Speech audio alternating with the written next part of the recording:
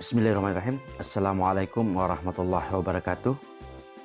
Alhamdulillahirrahmanirrahim. Pada kesempatan yang berbahagia ini, saya akan menyampaikan presentasi unjuk kerja dan gelar karya calon kepala madrasah yang saya susun, yang berjudul Peningkatan Kompetensi Guru dalam Menyusun RPP berbasis HOT dengan model pembelajaran Discovery Learning di MTS Negeri 2 Kota Bima tahun pelajaran 2021-2022.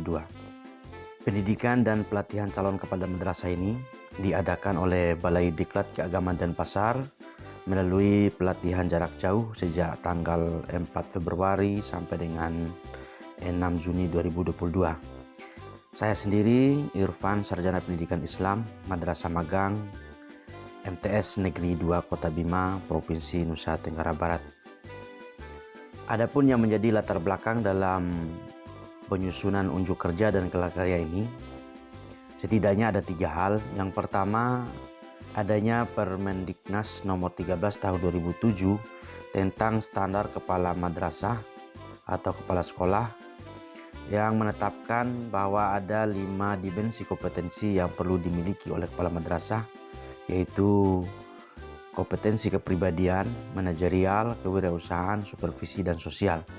Kemudian latar belakang yang kedua, adanya tuntutan keharusan sebagai calon kepala madrasah untuk memiliki kecakapan, etos kerja, memiliki visioner untuk mengelola madrasah sesuai dengan standar nasional pendidikan dan standar pelayanan minimal atau SPM.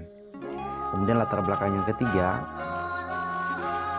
adalah merupakan bagian daripada laporan tahapan on the job training atau OJT 2 yang tidak terpisahkan dari OJT 1 dan IST 1 dalam rangka melatih membiasakan bekerja dengan data serta alternatif pemecahan masalah.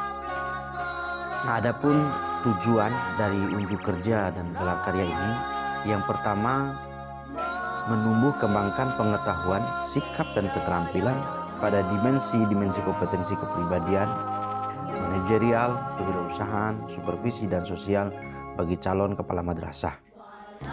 Kemudian tujuan yang kedua adalah meningkatkan kemampuan calon kepala madrasah dalam menyusun hasil pelaksanaan rencana proyek kepemimpinan atau RPK.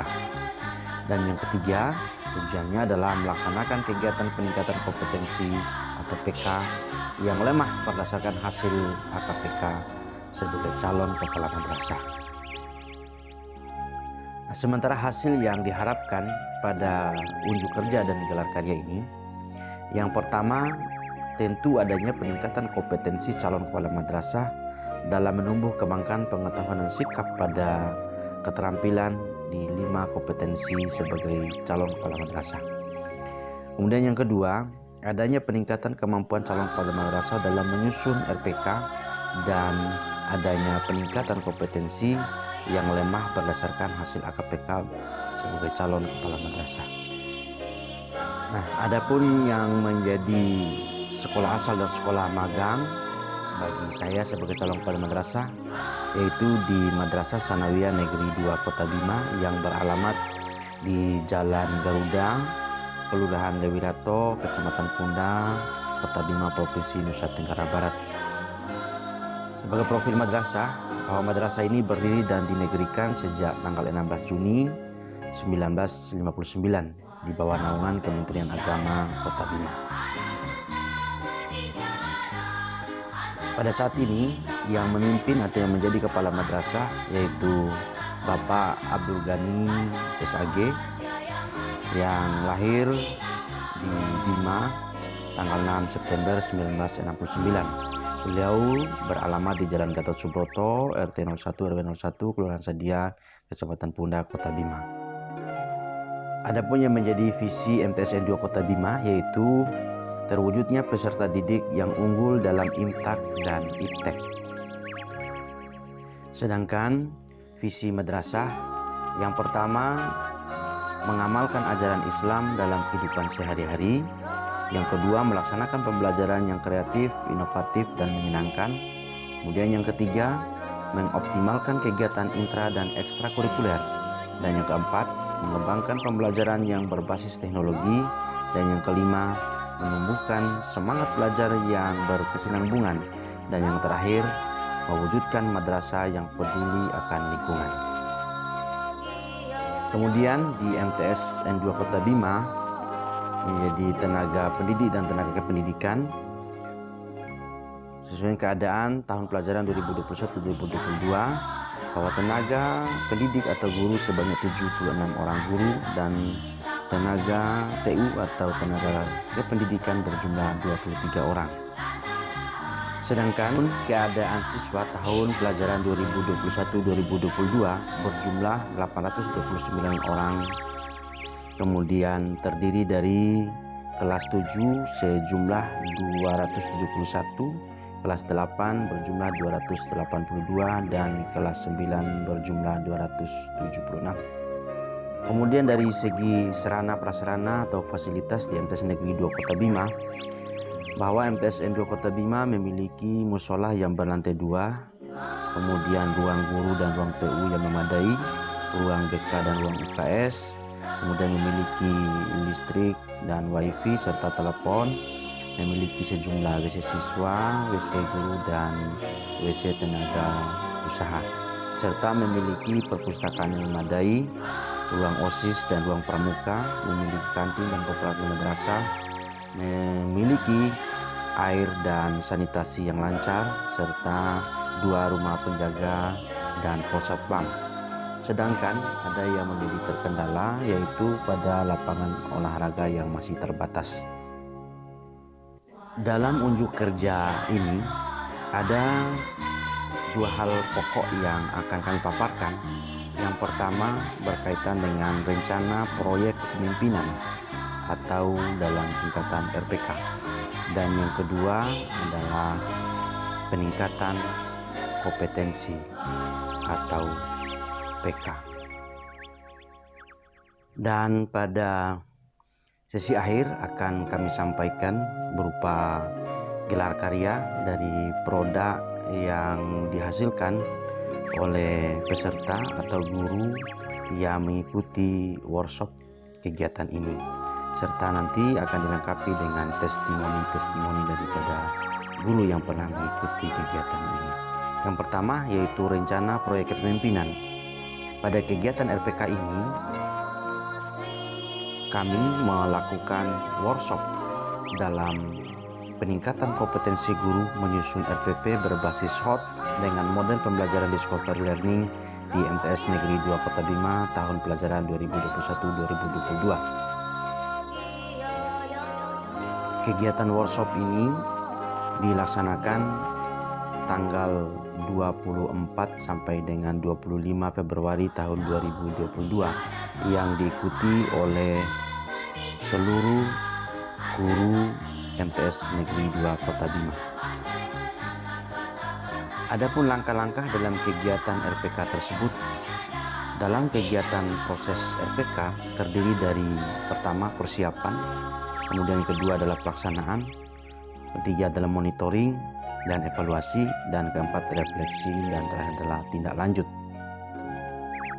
Pada kegiatan persiapan, kegiatan yang dilakukan berupa pertama adalah sosialisasi kepada warga madrasah, yang kedua adalah menyusun kepanitiaan, ketiga menentukan narasumber, keempat berkoordinasi dengan kepala madrasah, yang kelima menentukan waktu pelaksanaan, kemudian keenam menentukan jumlah peserta dan menyusun jadwal RPK. Kemudian pada tahap yang kedua yaitu tahap pelaksanaan, yang dilakukan yang pertama adalah melaksanakan registrasi peserta, kedua melaksanakan pembukaan kegiatan pembimbingan, ketiga penyampaian materi melalui LCD proyektor, keempat melaksanakan pembimbingan secara langsung oleh narasumber ke peserta, yang kelima melaksanakan simulasi dan untuk mengetahui teknik penyusunan RPP, dan keenam melakukan pendampingan guru dalam mempraktikkan penyusunan RPP, yang ketujuh mereview pelaksanaan simulasi penerapan penyusunannya, dan yang terakhir melakukan perbaikan dalam penyusunan RPP. Pada tahap yang ketiga yaitu tahap monitoring dan evaluasi atau MONEV, pada kegiatan ini yang pertama yang dilakukan adalah menyusun program monitoring dan evaluasi. Kedua, menyiapkan instrumen monitoring dan evaluasi. Ketiga, melaksanakan monitoring dan evaluasi. Yang keempat, menganalisis data hasil MONEF. Dan yang kelima, menyusun laporan monitoring dan evaluasi. Pada tahap yang keempat, yaitu tahap refleksi. Pada kegiatan refleksi di RPK ini yang dilakukan, yang pertama, mencermati laporan hasil monitoring dan evaluasi. Yang kedua, menentukan tindak lanjut hasil monitoring dan evaluasi. Dan yang ketiga, menyusun rencana tindak lanjut. Yang menjadi tindak lanjutnya ada dua. Yang pertama adalah melaporkan hasil evaluasi terkait dengan tingkat partisipasi guru. Kemudian yang kedua adalah memberikan bimbingan tambahan kepada guru yang masih atau belum mahir dalam penyusunan RPP HOTS dengan model pembelajaran discovery learning. Kemudian unjuk kerja yang kedua yang berkaitan dengan peningkatan kompetensi atau PK. Dari hasil analisis kebutuhan pengembangan keprofesian saya selaku calon kepala madrasah, dari 5 kompetensi, 2 diantaranya perlu ditingkatkan, yaitu kompetensi supervisi dan kompetensi kewirausahaan. Dari segi kompetensi supervisi, hasil AKPK bahwa saya tidak memahami teknik-teknik dalam melakukan supervisi akademik dan supervisi kelas. Maka untuk tahap mengembangkan kompetensi tersebut, saya melakukan pertama dalam hal persiapan dengan melakukan koordinasi dengan kepala madrasah dan guru-guru senior. Kemudian mempersiapkan segala instrumen yang berkaitan dengan supervisi. Pada tahap pelaksanaan peningkatannya, saya melakukan wawancara dengan kepala madrasah dan guru-guru senior untuk melakukan kunjungan kelas, observasi kelas, pertemuan individu, kunjungan antar kelas, dan menilai diri sendiri. Sehingga hasil yang didapatkan adalah mendapatkan pemahaman tentang teknik supervisi akademik dan supervisi kelas. Dari segi kompetensi kewirausahaan, hasil AKPK menunjukkan bahwa saya belum memiliki pengalaman tentang alternatif masalah yang relevan dan tepat, sehingga menghasilkan kinerja yang efektif dan efisien. Pada kegiatan pengembangan, yang perlu saya lakukan adalah melakukan koordinasi dengan pihak-pihak madrasah dan mempersiapkan instrumen-instrumen yang berkaitan dengan kewirausahaan. Dan pada pelaksanaannya, ada beberapa hal yang dilakukan. Pertama, melaksanakan kegiatan ujian madrasah menggunakan HP Android. Kedua, melakukan pengontrolan yang ketat terhadap siswa yang terlambat hadir di madrasah. Ketiga, terlibat secara aktif dalam kegiatan pengembangan kantin dan koperasi madrasah dan kegiatan-kegiatan lain. Hasil yang diperoleh adalah sesuai dengan pada taraf pelaksanaan kegiatan kewirausahaan. Sebagai kesimpulan, dari hasil kedua unjuk kerja yang dilaksanakan, ke bahwa kegiatan RPK dapat meningkatkan untuk melaksanakan penyusunan rencana tindak lanjut kegiatan. Kedua, bahwa kegiatan penyusunan RPP berbasis HOTS melalui model pembelajaran discovery learning meningkat sebanyak 89,55%. Pada tahap hasil monitoring dan evaluasi tahapan pelaksanaan RPK mendapat sebanyak 95,45%. Sedangkan keadaan peningkatan kompetensi dari kompetensi supervisi dan kewirausahaan yang perlu ditingkatkan menjadi sebesar 95,45%.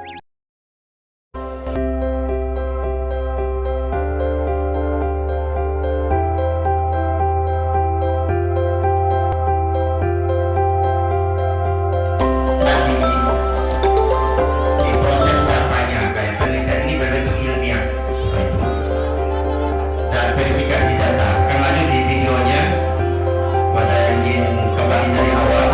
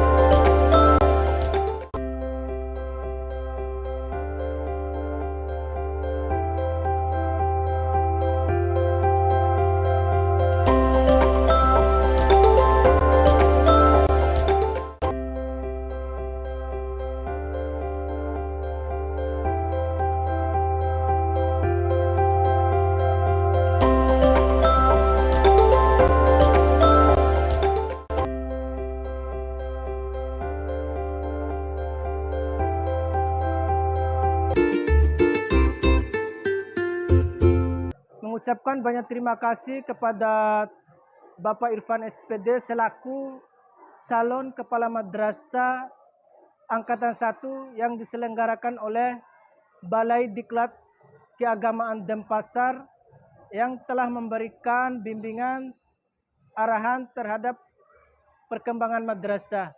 Dalam hal ini terkait dengan kegiatan workshop yang berjudul peningkatan kompetensi guru dalam menyusun RPP berbasis HOTS dengan model pembelajaran discovery learning. Mengucapkan terima kasih banyak kepada Pak Irfan SPDI sebagai calon kepala madrasah yang telah menjadi pembimbing dalam kegiatan workshop penyusunan RPP berbasis HOT model pembelajaran discovery learning. Adapun manfaat yang bisa saya ambil selama mengikuti kegiatan ini adalah saya bisa mengatur siswa dengan baik dan materi bisa disampaikan terstruktur. Khususnya kepada Bapak Irfan SPDI yang telah memprakarsai terlaksananya workshop penyusunan RPP dan model pembelajaran discovery learning. Tentu setelah diadakannya workshop ini, kami sebagai guru memperoleh impact di mana manfaat yang bisa kami dapatkan diantaranya. Yang pertama, dapat meningkatkan kemampuan kami dalam memahami model pembelajaran dan penyusunan RPP. Selanjutnya, kami dapat mengetahui bagaimanakah tahapan-tahapan pembelajaran yang sesuai dengan model pembelajaran discovery learning.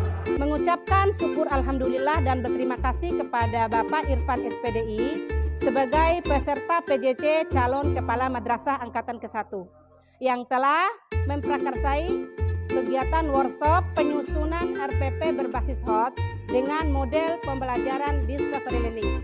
Semoga dengan adanya kegiatan seperti ini dapat memberikan sumbangsi kepada madrasah sekaligus solusi bagi guru-guru yang mengalami kesulitan dalam menyusun perangkat pembelajarannya.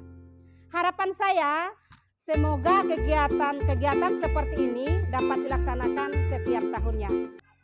Pak Irfan adalah salah satu guru terbaik yang ada di madrasah kita, dan beliau diserahi tugas sebagai wakil kepala madrasah pada bidang kesiswaan. Sedang melaksanakan workshop yang bertemakan belajar merdeka. Saya berharap dengan kegiatan ini ada perubahan atau peningkatan